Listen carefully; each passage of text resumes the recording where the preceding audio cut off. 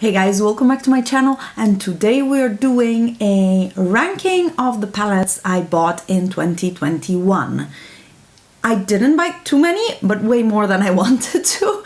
So I thought it would be nice to continue on the, let's say, almost tradition now for a second year with this video. Last year I collaborated with Mariam here on YouTube for this video. This year we're doing them by ourselves, but hey, I'm gonna link her channel down below and go check her out. She's one of my good friends, not only on YouTube, but in real life as well. So definitely go check out her content. She got me into Pat McGrath this year, and we're gonna get into Pat McGrath in this video as well, because those were big purchases for 2021. But let's get started. I'm gonna go reverse order, so from the bottom to the top of the list. I must say that I did like pretty much all of the palettes that I bought this year, but I'm gonna explain to you the why of the ranking. It's not necessarily that what is on the bottom is a bad palette. So actually, let's start with that. On the bottom of the list is the Glam Shop Burgundy palette. Now this one was gifted to me by the brand, and it's not a bad palette, but it's not a color story I gravitate towards, and that is why it's at the bottom. It's probably not the one that I would choose when I would go and purchase a palette from Glam Shop, but it has a very nice duochrome right here, and this one, some nice tones. I will repeat it multiple times. I'm not a super big fan of their mattes, so here this is quite a bit matte heavy, but if you like the color story, this is a great palette. Nothing wrong with that, and it's just not my color story, and that is why it is on the bottom of the pack. And that was number 15. On number 14, we have the Pat McGrath Iconic Illumination Quad. Now, I don't have that anymore. I explained it a little bit during my secret declutter video. I bought it. I actually lusted for it for a long time because it is only available on Pat McGrath's website here in Europe. I cannot get it on a retailer. So I really wanted it, but I didn't want to buy it full price, so I waited for a sale for it. And once I got it, I just never used it. I swatched it a few times, I used it once or twice, and it just didn't happen for me. So I decluttered it and sold it recently, and I'm happier for that. And that is why it's on number 14. It's not a bad palette, it just didn't work out for me. In terms of the brown the shimmery brown wasn't really that special. The Astral Fancy Topper shade was nice, but even that one was quite just a champagne. So, and the red, I already had the red in Bronze Seduction, and I don't really wear a red eyeshadow except for around Christmas. So overall, it was just not it. So that's why I decluttered it, and it's down here. Quality is Pat McGrath and it's great, just not for me. On number 13, we start with Colourpop palettes, the Colourpop Wild Child palettes. Now, I recently did a mix-up of my Colourpop palettes to get more use out of them, so this is a little bit butchered. We're missing two shades right here, which are the two shades I like the most in the palette. Overall, the quality of the mattes is always great. I really like Colourpop mattes.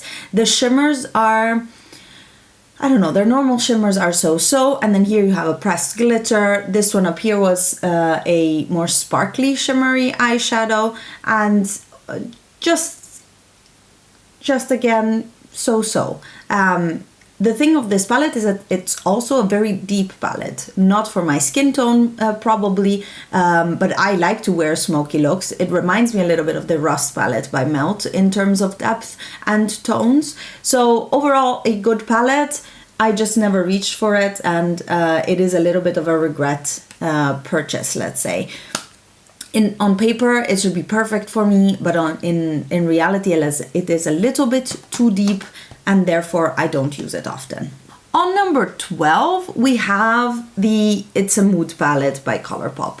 This is more recent purchase and maybe a little bit of a regret, in the sense that I need to make a ColourPop order for this palette, and then because I'm doing a ColourPop order, I'm also going to purchase other things, among which things that I also already decluttered. So this is all to say I shouldn't buy ColourPop anymore. But this one right here, right now, actually contains this mishmash of different palettes. But the original color story of this one was the greens, the jewel tones, there's blues, there was purples, there's neutrals. And I really like the format of this. It's very compact for the amount of shadows you have in here. The mattes are great and actually a very good addition to my collection in terms of mattes. There was a lot of repetition though in the light peachy these type of colors. Also mine is ruined just because this was in the sun and this was covered by another palette in my palette organizer, so that's a little bit of a pity, but that is why it's not very high on my list, and I really should learn not to buy from ColourPop anymore. Lately I am disappointed by everything that I purchase from them, and yeah, it's just not it. The quality is not up to par with what I'm loving right now, which is like Natasha Denona, Pat McGrath, and things like that. Next up is the last ColourPop palette that I purchased last year or this year in 2021. And at number 11, we have Going Coconuts. Again, missing the 3 shades in the middle, which are amazing shimmers. However, you can buy these in singles. So, yeah. Really, really good. It's a white shimmer, a cool toned rose goldy, and a cool toned brown, let's say taupey shimmer. Very good quality and nice and sparkly and great payoff. What I like of this palette is the tones of the mattes as well. So overall, this little one I would expect to have used much more of, and that I would have reach for a lot on my everyday basis because it's really nice. I might put it back together and then change, for example, this guy right here, which is a shimmer, which is a matte with some glitter inside, and add one more shimmer maybe, and then try to use it more. It's a really good palette, but again, just not it for me. I didn't reach for it that much. On number 10, we have a palette that I again don't have, and that's the Pat McGrath holiday palette from this year, Celestial Odyssey. I decluttered it recently again during a little bit of a sneaky declutter, in the sense that I didn't wait to do my yearly declutter to just sell it. I bought it, I used it a few times, and I found myself forcing myself to use it. I didn't get inspired. I wasn't looking forward to using it. I was just forcing myself. And I said, well, Alice, it's pointless. It's an expensive palette. You love 3 or 4 shades out of all of them, and I don't think you should keep it. You have enough eyeshadow. And in the end, I think I'm better off like that. I don't miss it. Sometimes when I hear Mariam, for example, talk about it, I'm like, ooh, maybe I should have actually, kept it for the Citrine Envy, the green, and there's a few coppers and browns that are really nice, but the rest was very pink heavy again, and I just can't with Pat McGrath. All this pink. On number 9, another Pat McGrath palette, but this time it's this little quad. This is the Nocturnal Nirvana quad, and it's part of the same collection as the Iconic Illumination, I believe. It's when she made quads with only special shades of hers, and this is what it looks like. And it is absolutely gorgeous. I was trying to show you the duochrome of this green. It's like a purple to green. It is a beautiful, beautiful little palette. It is a very unique color story, not a standalone. This is more of a like topper palette, or something like I am going to concentrate on a color story that is in here and then add mattes from somewhere else. So I'm actually wearing these 2 shades on my eyes today. I added them on top of the eyeshadows I already had, because the Pat McGrath baked shadows just give an extra something to your look. It's really good. What I also love is this duochrome green. It is incredibly sparkly and shifty. It's really, really good. And yeah, it's here because it's a more complicated color, it's a more difficult and colorful color story for me to use. You know me, I'm more of a neutral greens, golds, yellows type of eyeshadow wearer. but I do really like this. And it's down here only because I had to make choices. You guys, choices are difficult. And Nocturnal Nirvana ended up on 9th place. On number 8, and a similar color story, is the Beauty Bay Age of Opulence. And that's what I have on my eyes today with the other shadows on top. It is a similar color story and a more recent palette for me. Again, difficult to use, but you have a ton of actual neutrals that you can use in this palette.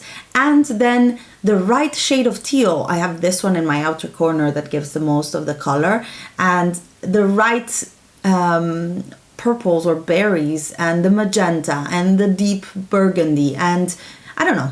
I actually really like this palette. I don't use it a lot because of the color story, and today I really was like, I want to use this palette. It is really good in terms of performance. The mattes work well, the shimmers work well, there's different textures in here, and it's higher than the Pat McGrath quad just because there's more variety, and I use this more than I would use the quad.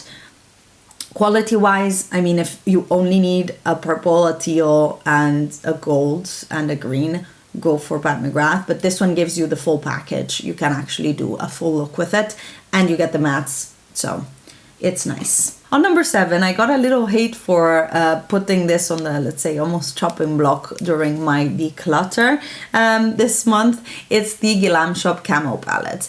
And this one is on paper Alice's perfect palette. It's murky greens, it's funky textures with these marble eyeshadows, these beautiful duochrome, and it's not up there because of the mattes. They're quite powdery. These two colors look almost the same on the eye, and I cannot get enough depth out of this one. I think the formula has somewhat of too much translucent or white filler that makes it not really be punchy in pigment. And maybe that's the style also of the brand and what they want to achieve in looks, a little bit softer, more glam looks, but I am looking for punchy color, and these don't give it to me. And that's why I don't rank this one very high, and that's also why this one has been on the chopping block, because I do love these two shimmers. They're marble eyeshadows, and they're very, you need to be delicate in using them because they're very, I don't know, emollient and thick, so you can actually put too much on. And these three shadows are nice, but not as unique to my collection. So this one I still haven't made up my mind of, but I ranked it on number 7 because it's still really nice shimmers, and you can make it work with other mattes. And again, this is a personal opinion. Some people love their matte formula, and this is just me. So it is. On number 6, I have another Glam Shop palette, and this time it's the Citrinada palette. This is their yellow palette, and maybe because I don't have as many yellows, but oh my goodness, this one is so nice. Especially this yellow shade right here and this duochrome, whitish yellow duochrome up here. The pitfall of this palette is the fact that, as you can see, there's no deep matte shade too deep in the outer corner. So I always have to bring something else in here to wear. But yeah, I like it actually quite a bit.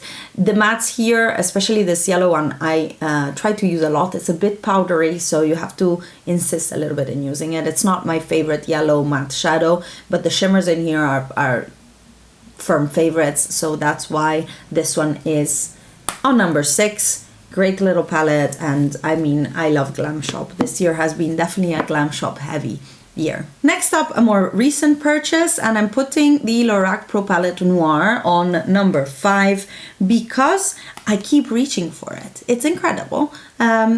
Whether I'm going for these shimmers or not, I will go and reach for these mattes because they work really, really well. They're nice staple neutral colors, and I just know that I'm going to achieve what I want to achieve with them. And I really like the new formula of the shimmers. It's a good variety. As you can see, I use the dark ones less. I haven't been going around or going out in the evening with heavy smoky eyes, but these are all very nice shimmers. I've been liking this palette a lot. I think it deserves number 5. It's super compact, thin, small. I mean, it's as big as my hand. Really, really good. Surprised about how small actually it was, and really happy with it. I would love for them to come out with more, but I don't know what I want, because they have the Soleil palette, which is the warm tones, and then they have the New Forest something that came out with holidays, but that didn't really tell me much in terms of variety. And so far, this one is great. And number 5 for the whole year. I think that's quite a good spot to be in. Now we come to number 4, and I'm putting my Beauty Bay Wilderness palette here. This one is even more of a color story for me than, I don't know, the Camo eyeshadow palette, for example. This one here contains your cool tone greens, your murky, warmer tone greens, the yellow, the reds, the warm tone neutrals, and some blues. And this is just great. This was the first palette from the brand that I purchased, and after that I purchased Age of Opulence. And this one is higher up because the color story is much more me, and it's colorful, it's fun. It doesn't get as much use as some of my neutral palettes, I must say, because lately I've just been wearing a lot of neutral eyeshadow, hence why I'm wearing this right now. I just needed the color, and this is possibly not something I would wear at work though, and today I'm not going anywhere. I am babysitting my baby, or like spending the day with my baby. So overall, this one is in number 4. What a great palette, what a great discovery for this year, the Beauty Bay palettes, and I'm really happy that they brought it up, and it seems to be permanent, so we don't have to worry for it to be discontinued. Now we get into the top 3. Difficult ones to choose. I changed this ranking a few times today, so yeah, take it with a little bit of a grain of salt. On number 3, I am putting Pat McGrath Divine Rose 2. This was my first Pat McGrath palette that I ordered in December last year after swatching it at Mariam's, and then it arrived in January, I think. So this is what got me on it, let's say, and especially 1, 2, and 3 shades are just so gorgeous. But I must say that these shimmers as well, and I use the matte, these 2 mattes quite a bit. Can we please take this one away? And I will never stop complaining about this multi-chrome. I am a fan. I am a fan of Cliona Cosmetics multi-chromes and Davina Cosmetics. So this one just doesn't cut it for me. On my eyes, it shows up pink, and I would not wear this pink, and the green just doesn't show up on me at all. I don't know. It's just not the multi-chrome for me. If I put it down horizontally, it looks amazing, and you can see it if I do this. You can see it very well, but yeah, that's maybe the reason why this one is in number 3 and not higher up. But the quality of these is really good, and especially the baked shades I love, and the shimmers as well. They're pinky, but not that. Top 2, a very recent purchase of mine on number 2 is the NARS Climax palette. And this is such a 2021, end of 2021 color story for me, because it has a little bit cooler tones, it has the green, but it's all very neutral. It's all very pared down, it's all very elegant, and I had to dupe the vibes of this one to prevent myself from purchasing it. I actually still have the shades here together because I loved it so much. Right here, this is my version, and this is the original. I did a full video on it, and you can go take a look at it, at the difference in the swatches, and just in general my comments on it. I really like this palette. I actually took it when we went for Christmas to my in-laws for just a very quick morning, a Christmas breakfast, lunch type of makeup, and it's just so pretty. I really, really like the tones of the mattes. I really like the tones of this rose gold, but also this more cool toned brown. And let's not speak about the greens, of course. They're a bit more neutral for greens and wearable, I would say, compared to the greens that I normally wear, but gorgeous. And I still have to use this blue on my eyes. I just can't get myself to do it, but I will. I will, because it's a more neutral blue, so I should be able to wear it. This one is on number 2, and then the number 1 palette of the year for me is Pat McGrath Bronze Seduction. Maybe this is exactly what summarizes my makeup wearing for the year, which is neutrals with texture. Now for this palette, this one is, I mean, I'm actually through the domed part. This is an amazing topper right here, and I use this a ton on top of many different things. It has a beautiful gold sparkle to it. This is one of those elegant sparkly toppers that are not glitters but look like it. And this duochrome right here, I mean, this is stunning, just stunning. The rose gold also is just amazing. And these have quite a drier consistency or texture formula, I mean, than my Glam Shop sparkles. So they make it a bit easier to, let's say, apply on top of eyeshadows. Overall, the mattes are great. I use these two mainly. The deep purple is very deep. So this eyeshadow palette actually gives me very smoky looks. I have yet to wear it as I said, easy brunch type of makeup, but it is impactful. This red shimmer, I've used it now with Christmas. I just applied it multiple times. This one with this on top. Let me do that actually, because it is such a beautiful, it's a beautiful metallic smooth eyeshadow. And then you put the topper and it makes it fiery, sparkly. I loved it. I wore it a ton in this last few weeks before Christmas, and yeah, so this is why this palette gets number 1 in my ranking for 2021. What do you think? Have you tried these palettes? Would you have put them actually in a different order? I'm curious, because everybody has different things that they look for in palettes, and I'm sure some things would have ranked higher for other people than me. But I must say I'm really happy with the palettes that I bought this year. There's a few things that I didn't need to buy, as I said, most Colourpop palettes and the ones that I decluttered.